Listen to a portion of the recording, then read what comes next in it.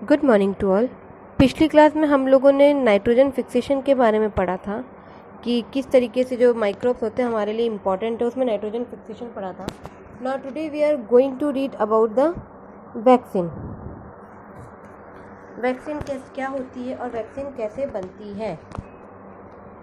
आप सब ने अपने अपने चाइल्डहुड के अंदर कुछ इंजेक्शन्स लिए होंगे। डॉक्टर्स हमें कोई इंजेक्शन लिखते हैं जो हमारी बॉडी को प्रोटेक्ट करता है बीमारियों से। Your parent would tell you on what were protect against disease and given specific vaccine following schedule.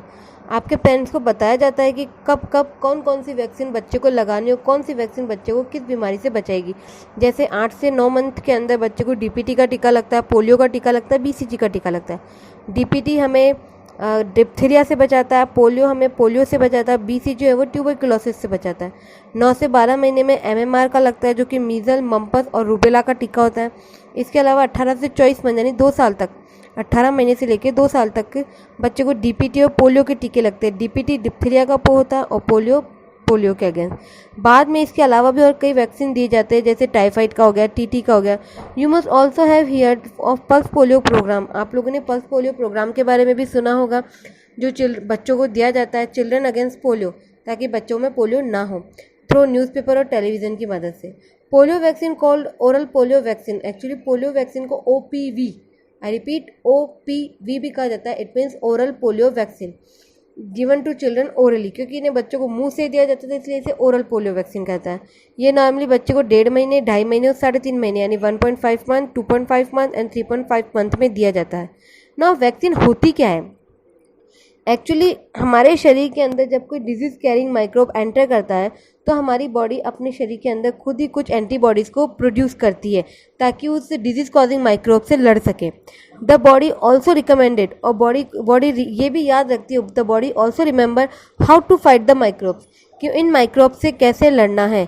If it enter again, अगर ये दोबारा हमारे शरीर में एंटर करता है वो डिजीज कॉजिंग माइक्रोब, तो उस बीमारी से कैसे लड़ना ये हमारी बॉडी को पता होता है, क्योंकि हमारी बॉडी एंटीबॉडीज़, हमारा जो शरीर है वो कुछ स्पेसिफिक एंटीबॉडीज़ बनाता है जो उस बीमारी से लड़ने की ताकत हमें देती है। सो इफ़ डेड और weakened microbes are introduce in a healthy body, अगर मरे हुए या कमज़ोर माइक्रोब्स को हमारे शरीर के अंदर डाल दिया जाए, the body fight and kills them by producing suitable antibodies. तो जो body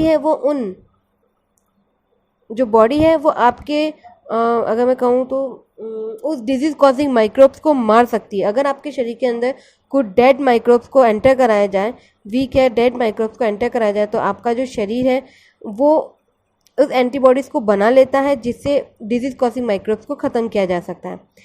this is how a vaccine works. कई बीमारियाँ जो होती है वो इंक्लूडिंग जैसे cholera, tuberculosis, small pox, hepatitis जो होती है, इन सब बीमारियों के वैक्सीन तैयार किए जा चुके हैं। इन सब की वैक्सीनेशन बच्चों को दी भी जाती है। सो अ वैक्सीन क्या है।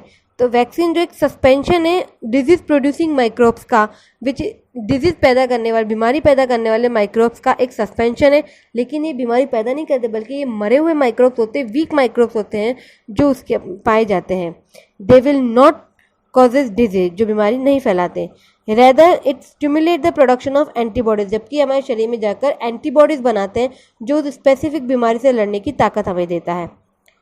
The body, so if killed or weakened microbes are introduce, अगर मरे हुए the antibodies protect the body against the disease causing microbe which happens to enter our body.